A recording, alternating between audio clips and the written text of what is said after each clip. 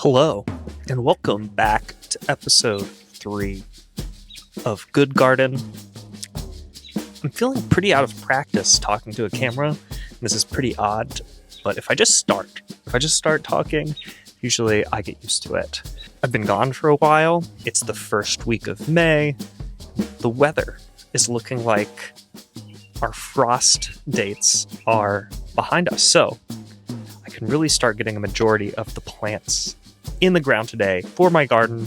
Lots of veggies, herbs, flowers and leaves for teas. And I've already been working on some stuff in the garden above me here.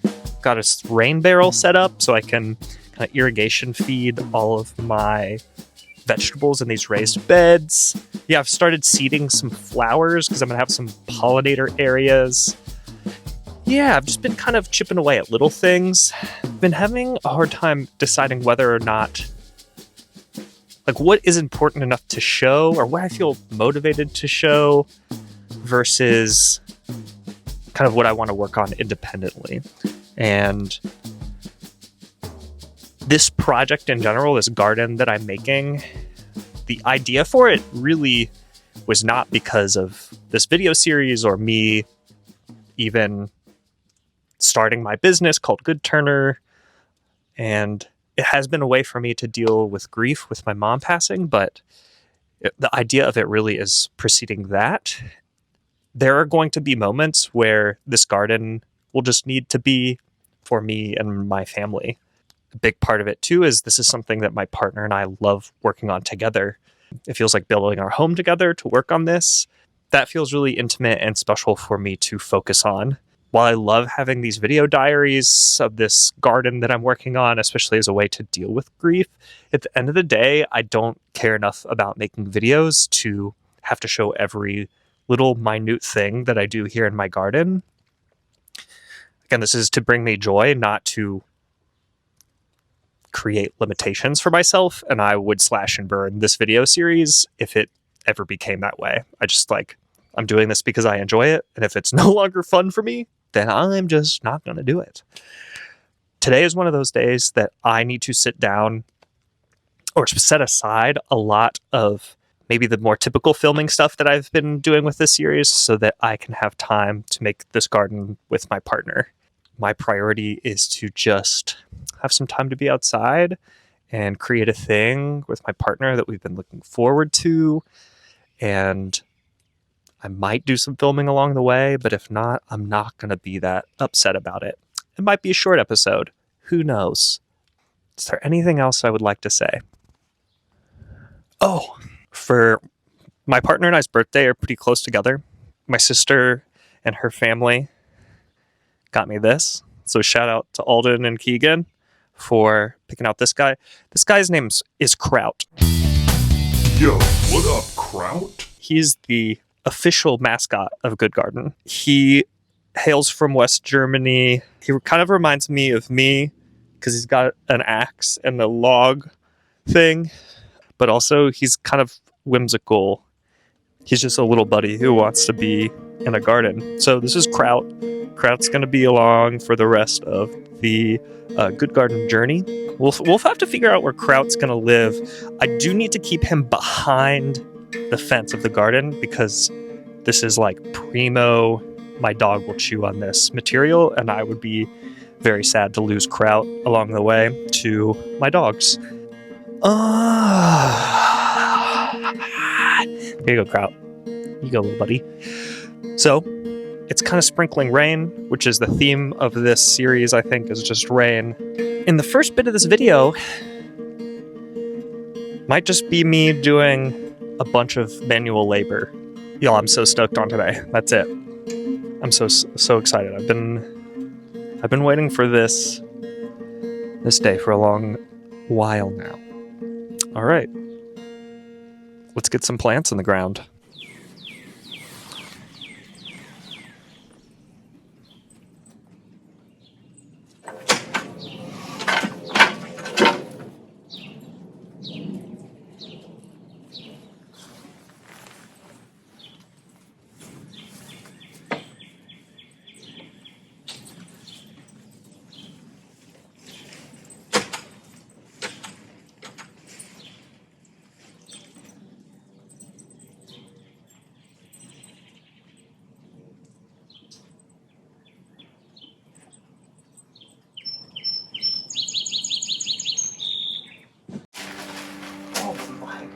bed. Whoa! Wormies? Wormies.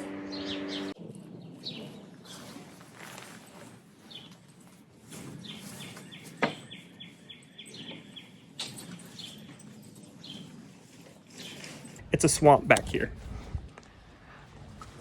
I'm gonna have to fix that. Probably gonna mix in some gravel, put some more soil in out on top of that. But it's pretty much a bog, but we've been getting just so much rain in Ohio.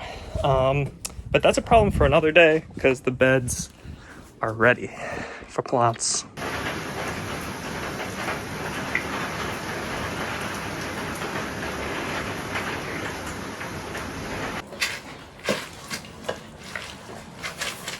It stopped raining. The backyard is more of a swamp, but just too stoked on getting these plants in. So we're gonna start getting some stuff in these raised beds. Probably won't get everything in the ground today, but we will get most of the vegetables in. That's our goal. Here we go.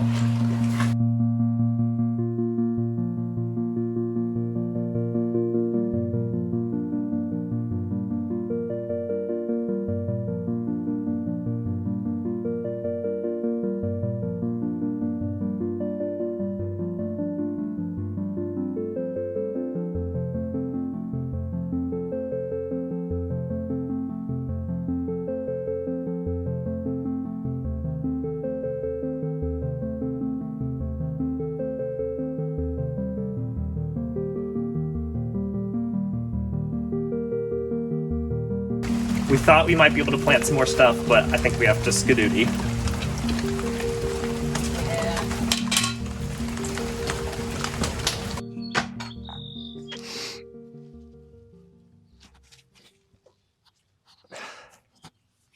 It's the next day. We had to stop because of the rain, obviously. It was kind of a much needed stop.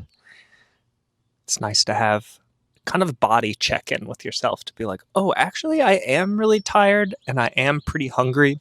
But yeah, today, part 2 of getting plants in the ground and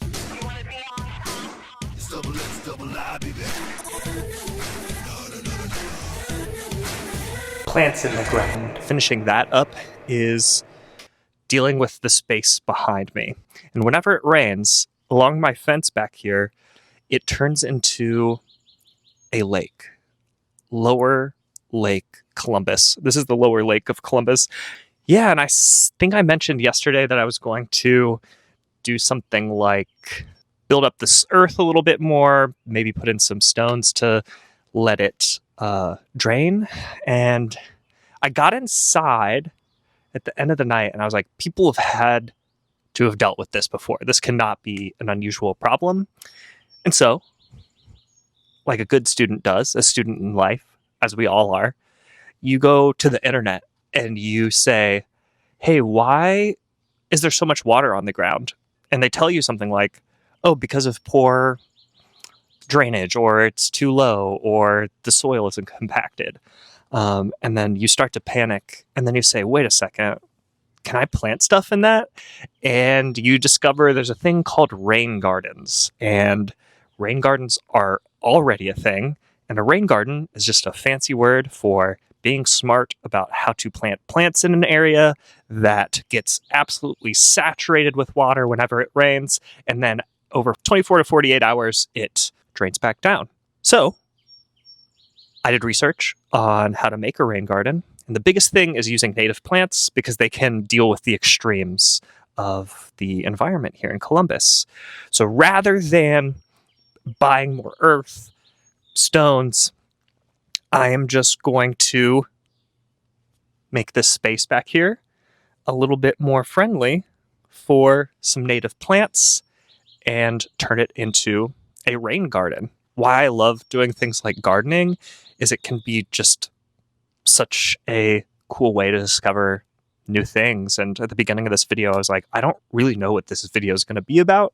In a way, it is about me enjoying time with my partner, but also how excited I get to learn new things. And the rain garden is a perfect excuse to try that. Like, I already feel pretty confident with gardening and planting, but I've never done a rain garden, and researching that got me really excited. And I love leaning into what it already is, right? This bog that's in the back of my yard, rather than purchasing a bunch of stuff for irrigation. And because it's not really a danger to my house, it's really far away from it. It's far away from other houses, so it's not really causing any kind of serious damage. But yeah, I'm really excited about leaning into what it is rather than forcing it. Okay, so I've assembled most of my plants here. All right, so this guy's an elderberry. We're gonna see, I've never grown berries, so we'll see how it does. I was just reading that the elderberry, something bushy like this, does well. I'm gonna get this in the ground first.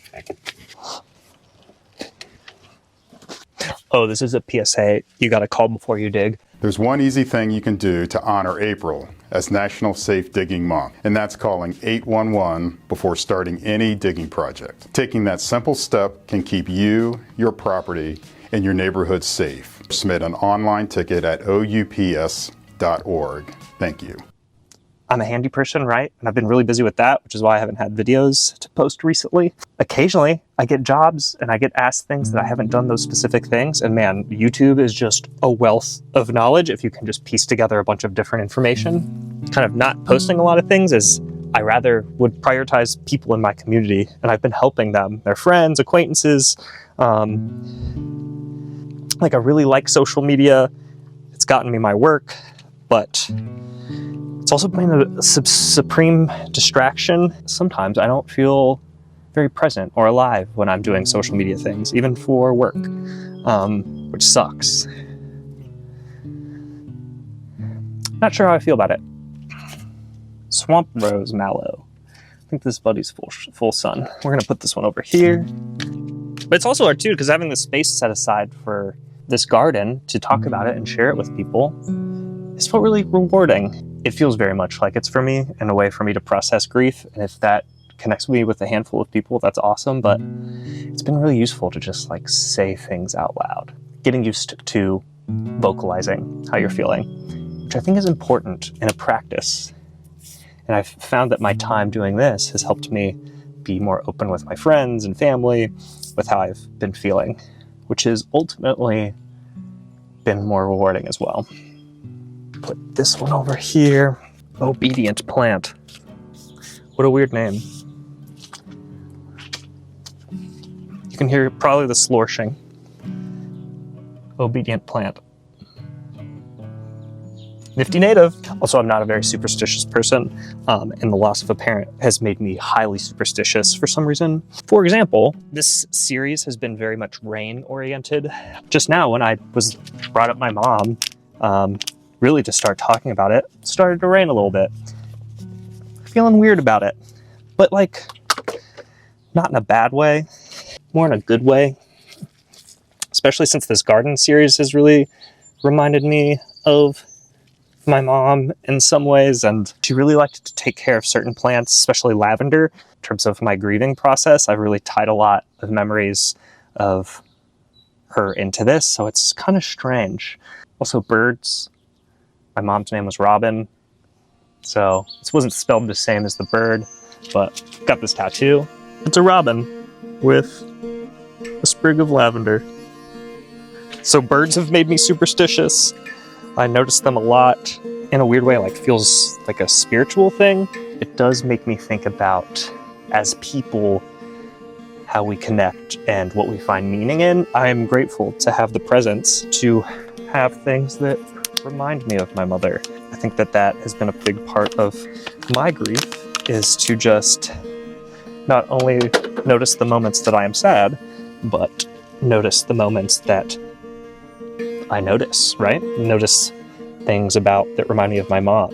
And in a way, she can still like kind of live through me in that regard. Wow, it is what I like to call scorchy over here. I'm just so stoked on the garden. It's brought me a lot of joy.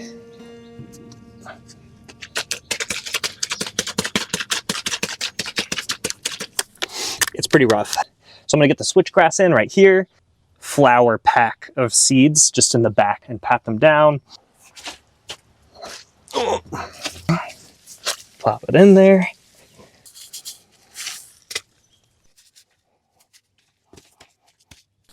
You might think, Turner, this is a mighty big garden you have. Incorrect. There's still more because I'm a monster. And I'll show you. Let's go. This little weird garden here is kind of the garden that started the big good garden. This used to just be this like no man's land with lava rock, and I really wanted to start growing things. So last year I grew tomatoes and shishito peppers, eggplants, a bunch of herbs, and it did really well. I loved doing it. It was such a good and great discovery for me to know that I love planting and growing things. So this year it will continue to be a garden to honor that, but it'll be like a caprese style. And by that, I mean just tomatoes and basil. Let's do it.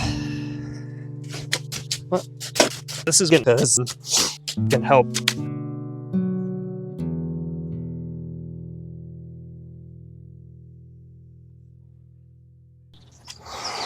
All right. The original good garden right here.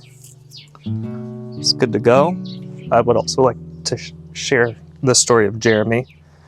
There was literally the smallest praying mantis I've ever seen that would live here last year.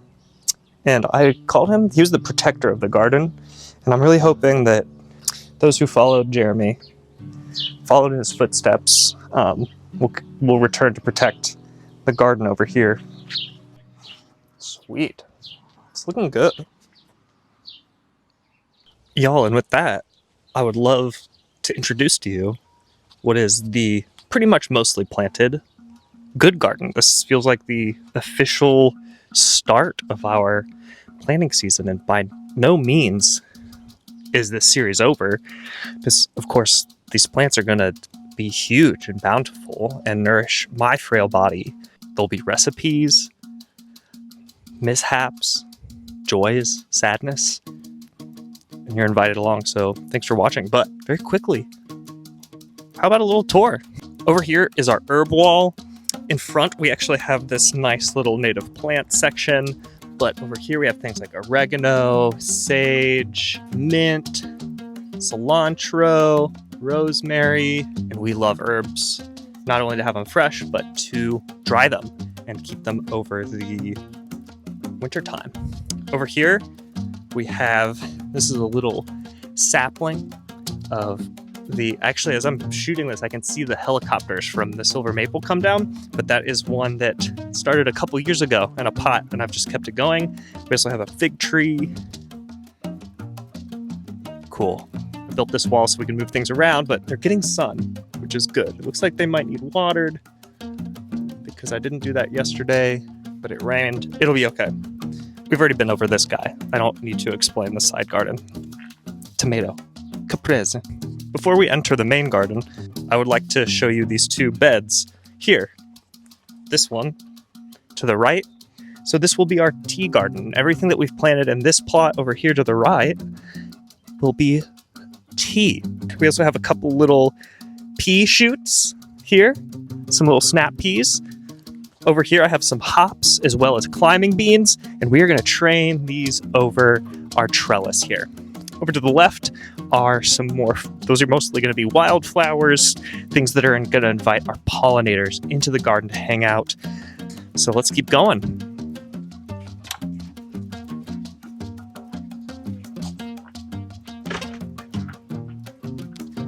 Okay, so over here we have the real meat and potatoes. Well, there's no meat and there's no potatoes, but this is the main part of good garden.